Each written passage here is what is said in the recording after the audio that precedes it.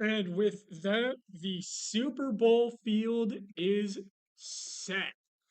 But before we talk about the Super Bowl and who we think is going to win the biggest game of the year, we still have two conference championships to break down.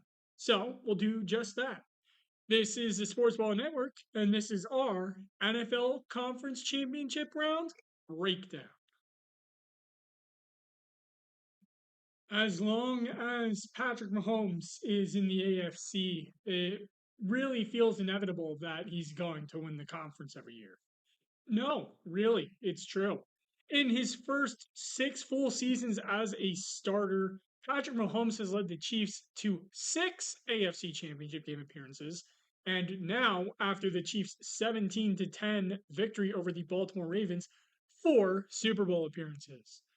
That's just insane. And if Mahomes were to retire right now, I guarantee you he'd probably be a first ballot Hall of Famer. But that's besides the point, and that's a discussion for another day. Let's talk about the game here. It was a struggle for Baltimore on offense as the MVP Lamar Jackson was off in this game. His stats through the air were fine. He threw for 272 yards, a touchdown, and an interception, but that's not telling the whole picture. He was static and he really was not moving around the pocket very well. And on the ground, Lamar only had 8 carries for 54 yards. Those 54 yards actually led Baltimore's rushing room, and the next highest rusher on the team was Gus Edwards, who only had 3 carries for 20 yards. Baltimore, as a whole, only had 16 rushing attempts for 81 yards, which, considering Baltimore was the number one ranked rushing offense in the league going into this game, is a bit strange. Zay Flowers led the receiving room, 5 receptions for 115 yards and a touchdown for him. Pretty good day in the statistical sense, but of course, everyone's talking about how Zay got caught with the taunting penalty and then he fumbled out of the end zone. And overall, because of that, it's a day he's going to want to forget. No one else on the team, meanwhile, had more than 40 receiving yards. Nelson Aguilar, second on the roster with 39. Baltimore lost 2 fumbles in this game. Lamar had the interception. He got sacked 4 times. The defense, meanwhile, only had 2 sacks on the day. Just a bad day for Baltimore. And you can tell this game is going to affect their franchise in the short and perhaps long term. This was the best team that the Ravens have ever had in the Lamar Jackson era. They were dominant all year, but when push came to shove, it wasn't enough. And they ran into the brick wall that was the Kansas City Chiefs and were unable to get out on the other side. Uh, Going into the offseason, Baltimore obviously has a ton of young talent here. Zay Flowers, they have Keaton Mitchell coming back from an injury. They'll have their draft pick. They'll be able to pick up another guy through there. Mark Andrews coming back. Isaiah Likely, factoring the passing game. I imagine he'll continue to grow in his role. The defense just phenomenal, but the mood in Baltimore is not a good one. And things are going to have to change for this team going into next season if they want to run it back and perhaps get a step further than they did this year. Still, the team's got a lot working for it, and I fully expect them to be competitive next year. Now, let's talk about the Chiefs.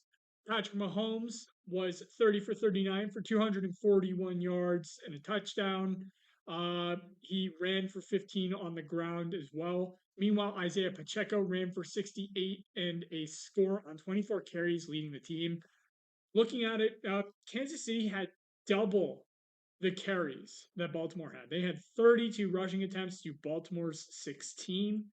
Uh, for the receiving room, Travis Kelce led the way. And fantastic performance by him. 11 receptions, 116 yards, and a touchdown.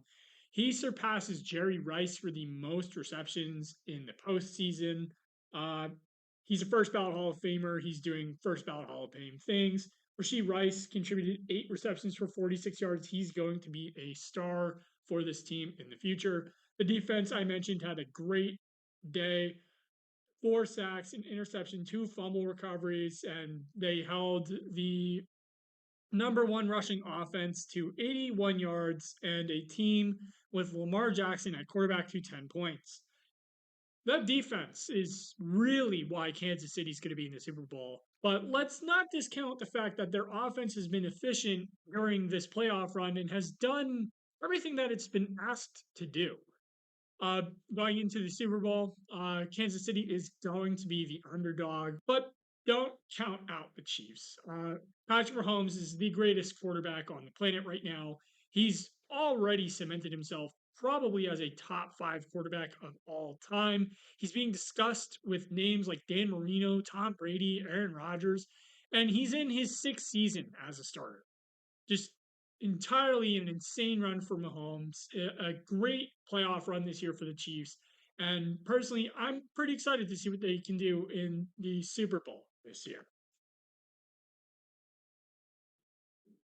Following the AFC Championship game, NFL fans got another thrilling game in the NFC Championship game as the Detroit Lions came out to a really early lead against the San Francisco 49ers, but ultimately did not have enough to prevail, falling 34-31.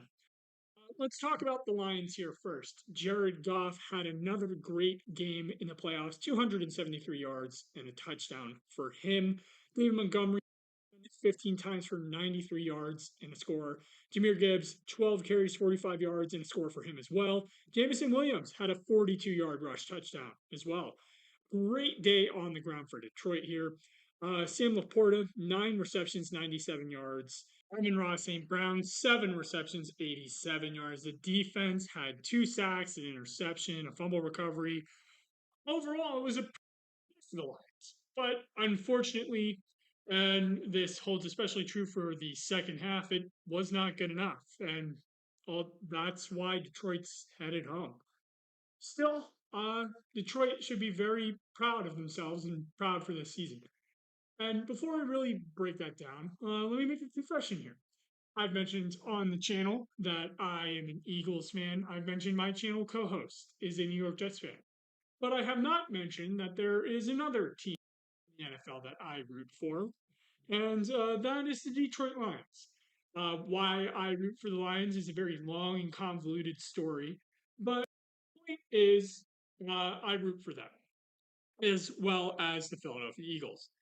And never in my life could I have imagined that this team would have had the season that it did. They won the NFC North. They won a playoff game. They won 2. They made it to the conference championship game.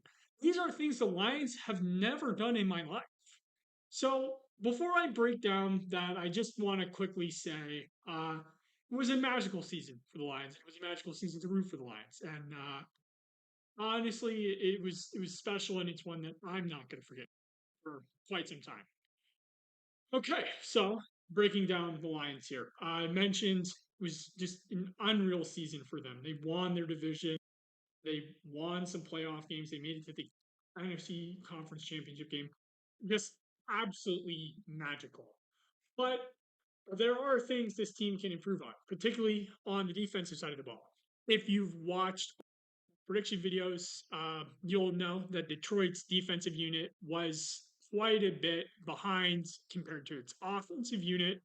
The secondary for Detroit could use some work. I fully expect the Lions to address that in the draft and in free agency.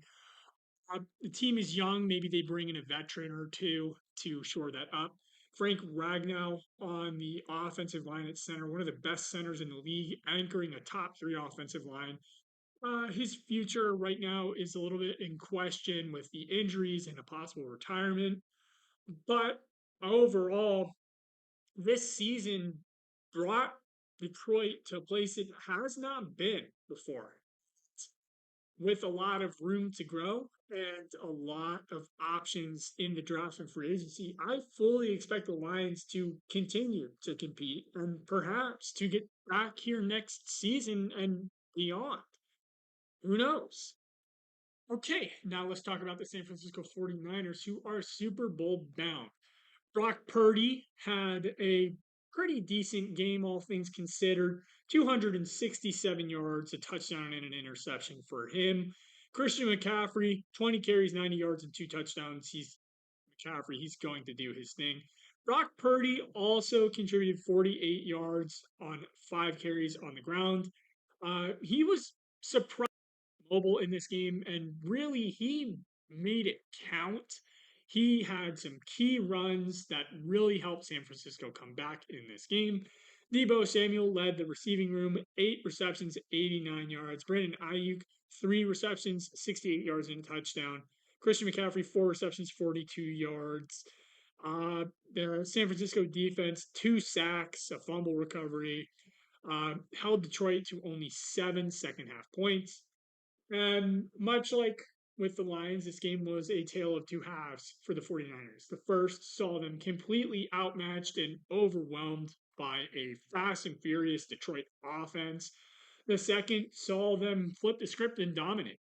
And going into the Super Bowl, the 49ers have this kind of Jekyll and Hyde uh, game, I don't think they're going to win. And that's with the caveat that I fully think San Francisco is the better team compared to Kansas City, and they absolutely should be the favorites here. I mean, just look at their roster. They're absolutely stacked at every level on both sides of the ball. Brock Purdy, Christian McCaffrey, Deebo Samuel, Brendan Ayuk, George Kittle on offense, uh, Trent Williams on the line as well. Fred Warner, Drake Greenlaw, Nick Bosa on the defense. Eric Armstead, also a great contributor there. I mean, just stars everywhere for San Francisco. But that doesn't matter. And the NFL is not like the NBA where you can just compile stars and you'll cruise to an easy win. It is the ultimate team game. And you're up against a team that has Patrick Mahomes, Travis Kelsey, you have Rasheed Rice on this roster, Isaiah Pacheco on the defense, have L'Jarius Sneed, George Karlaftis, Nick Bolton, uh, Chris Jones. So Kansas City is not lacking in star power here either. Um, Still, I do think San Francisco goes into the Super Bowl as a favorite. I'll break that down a little bit more in next week's Super Bowl preview. But ultimately, what matters here is that San Francisco made it to the Super Bowl. And now they're going to have 2 weeks to prepare for their Super Bowl rematch with the Chiefs. Will they win? If they play like they did in the second half of this one, yeah, they probably will. If they play like they did in the first half, though, that's an entirely different story. Regardless, San Francisco ended up game out against a very good Detroit Lions team. And because of that, they now find themselves in Vegas playing for it all.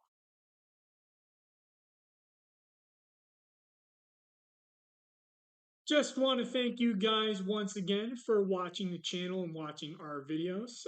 We still have one more NFL weekly breakdown to go following the Super Bowl, so be sure to tune in for that one.